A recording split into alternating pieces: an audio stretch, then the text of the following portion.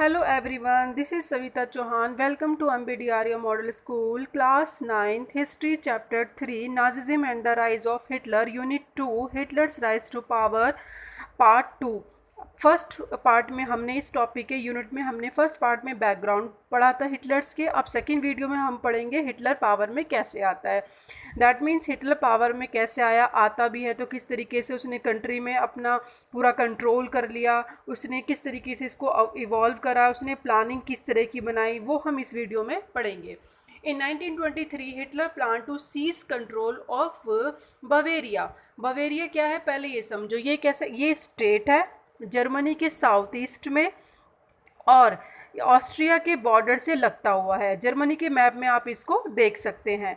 तो ऑस्ट्रिया से बहुत इजी था हिटलर के लिए बवेरिया पे कंट्रोल करना। तो इस पे कंट्रोल करने के बाद फिर उसने सोचा March two Berlin and capture power, यानी फिर वो क्या करेगा, बर्लिन में जो वीमर रिपब्लिक है उसकी गवर्नमेंट को कंट्रोल करके, यानी उसको हटा के अपनी गवर्नमेंट बनाऊंगा। तो ये किसका प्लान था? ये हिटलर का प्लान था पावर में आने के लिए, क्योंकि वीमर रिपब्लिक को हटाकर ही वो पावर में आ सकता था। और कैसे आ सकता था? बवेरिया को कंट्रोल करके, क्योंकि वो ऑस्ट्रिया के पास थी, और उसके बाद बर्लिन में जो वीमर रिपब्लिक था उसकी गवर्नमेंट थी उसको हटा के। समझ गए? इस को अच्छी तरीके से अंडरलाइन कर लीजिए।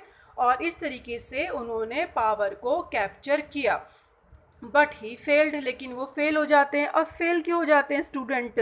जो बियर हॉल था वहाँ का, जहाँ से ये सारे मिलके निकल रहे थे अपने, जो इनका पूरा ग्रुप था, तो जब ये वहाँ से निकल रहे थे उस हॉल में से, तो वहाँ के जो पुलिस थी या जो वहाँ पे लोग थे उन्होंने इनको देख लिया और अरेस्ट कर लिया। अब अरेस्ट करने के बाद इनको कौन सा सेशन लगा दिया? इनके ऊपर क्या लगा दिया? ट्रिएसन का चार्ज लगा दिया। अब ट्रिएसन क्या होता है स्टूडेंट? ट्रिएसन मीन्स होता है जैसे कि देशद्रोह का आरोप लगा देना। आप ऐसे समझो जैसे कि देश हमारा कंट्री है इंडिया, उसे ब्रिटिश गवर्नमेंट ने क्या कर लिया था? कंट्रोल कर लिया। अब अगर जो जो नेता थे, जैसे गांधी जी हो गए, या उनके अगेंस्ट आवाज़ उठा रहे थे, तो उनके लिए तो वो देशद्रोही थे ना। लेकिन अगर हम अपनी सोच से देखें तो क्या वो हमारे लिए देशद्रोही थे? नहीं, हम तो उनके लिए सिंपैथी रखेंगे ना अगर उन्हें कोई पकड़ लेता है। तो सेम ऐसे ही हुआ जब उनकी पुलिस उनको पकड़ लेती है, कि जब ये पूरा प्लान बनाते हैं और वहाँ से निकल रहे होते हैं, तो वीमर रिपब्लिक से जब ये निकल रहे होते हैं तो वहाँ पे उस हॉल से निकल रहे होते हैं, तो इनको अरेस्ट कर लिया जाता है। ठीक है। और the Nazi could not effectively mobilise popular shoot till the early 1930s। और ये पीछे ऊपर की लाइन रह गई है। He failed was arrested, fail हो जाते हैं, अरेस्टेड हो जाते हैं। ट्राइड फॉर ट्रेसन, यानी इनके ऊपर चार्ज कौन सा लगता है? ट्रेसन का चार्ज लगता है, देशद्रोह का। एंड लेटर रिलीज, लेकिन बाद में रिलीज भी हो जाते हैं। अब ये ध्यान से समझिए कि ये जो ट्रेसन का चार्ज लगा था, तो इनको 5 साल की सज़ा दे के इनको बंद कर दिया। लेकिन ये पॉपुलर इतने ज़्यादा थे कि इनको, क्योंकि भाई लोगों के लिए थोड़े थे ये देशद्रोही, तो वहाँ बवेरिया की गवर्नमेंट ने सिंपैथी दिखाते हुए इनको बाहर निकाला, और 9 महीने के अंदर अंदर ये बाहर आ जाते हैं। यानी 5 साल की सज़ा इनकी 9 महीने की हो जाती है और ये वहाँ से बाहर आ जाते हैं। तो लेकिन जब बाहर आते हैं तो इन्होंने सोचा होता है कि भी किस तरीके से, अब बाहर तो आ गए, लेकिन ये सोचते हैं कि मुझे भी अपनी पार्टी को क्या बनाना है? वर्क करना है अपनी पार्टी के लिए, और पहले से भी ज़्यादा स्ट्रॉन्ग करते हैं अपनी पार्टी के लिए, ताकि वो उसको और भी ज़्यादा बेटर बना सकें। लेकिन अभी तक उनकी पार्टी इतनी ज़्यादा 1930 को जो अभी उनको इतना सपोर्ट नहीं मिला था। It was during the great depression. लेकिन कब इनको ज़्यादा सपोर्ट मिलता है? जब ग्रेट डिप्रेशन का टाइम होता है ना, तो उस टाइम पे स्टूडेंट आप देखोगे कि जो नाजिज्म था बिकम अ मास मूवमेंट। उस टाइम पे ये बहुत बड़ा एक मूवमेंट चलाता है, बहुत बड़ा। कैसे? क्योंकि उसी टाइम पे ये प्रोमिस करता है, प्रोपेगेंडा करता है। प्रोपेगेंडा यानी प्रचार प्रसार करना, चाहे वो मीडिया से करे, किसी भी तरीके से करे, मतलब। तो अभी हम थर्ड वीडियो में प्रोपेगेंडा को अच्छे से समझेंगे, लेकिन अभी बस इतना समझो कि मास मूवमेंट जो प्रोपेगेंडा प्रॉमिस के थ्रू इसने करा था, मूवमेंट चलाया था लोगों को अट्रैक्ट करने के लिए, तो लोग इसको पसंद करने लगे, क्योंकि इसने प्रॉमिस करा था कि जो हमारा अपमान हुआ था विनर कंट्रीज़ ने, जो हमारे फर्स्ट वर्ल्ड वॉर में जो हमारा अपमान किया था, और ऊपर से जो रूर एरिया फ्रांस ने एक्यूपाई कर लिया था, तो उस टाइम पे तो हद ही हो गई थी। तो उस टाइम का जो गुस्सा था, एग्रेशन था, तो हिटलर ने बोला बस अब बहुत हो गया, अब नहीं तो कब नहीं, कभी नहीं। तो रूर का जो एरिया था, जब फ्रांस कब्जा कर लेती है तो उस टाइम पे एग्रेशन और बढ़ जाता है।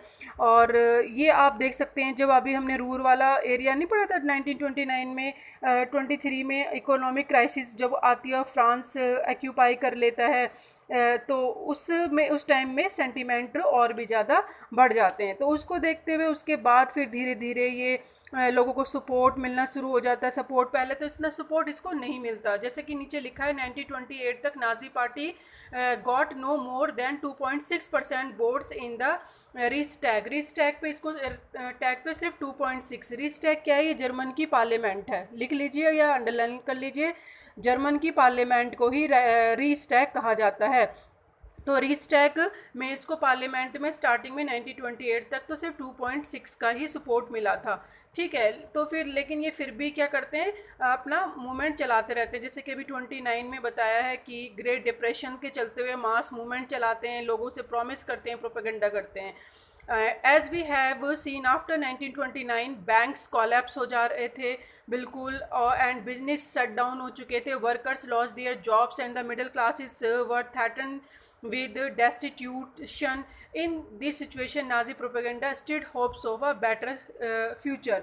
यानी इतनी सारी प्रॉब्लम के चलते हुए अनएम्प्लॉयमेंट बढ़ रहा था, लाइफ सर्वाइव करनी मुश्किल हो रही थी, बैंक बिल्कुल बंद हो रहे थे, बिजनेस चल नहीं रहे थे। इस टाइम पे जब ये नाजी प्रोपेगेंडा आता है, यानी जो ये अपने प्रोमिस को लेकर आता है बेटर फ्यूचर के लिए, तो लोग इसकी तरफ अट्रैक्ट हो जाते हैं। और फिर इसको पार्लियामेंट में 1932 में 37% वोट मिलते हैं, जो लार्जेस्ट पार्टी इसकी उस टाइम पे बन जाती है, जो कि नाजी पार्टी है।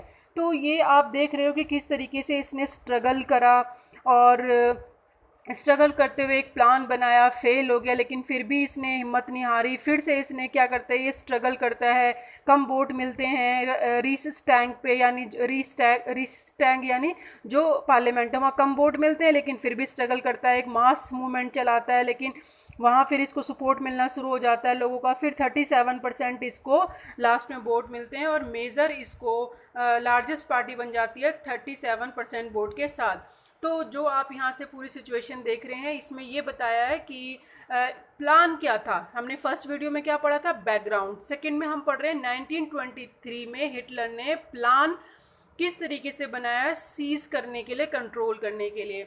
अब स्टूडेंट जो हम थर्ड वीडियो में पढ़ेंगे वो पढ़ेंगे प्रोपेगेंडा, यानी इसने किस तरीके से अपने आप को पावर में लाने के लिए किन चीज़ों का इस्तेमाल करा। Thank you.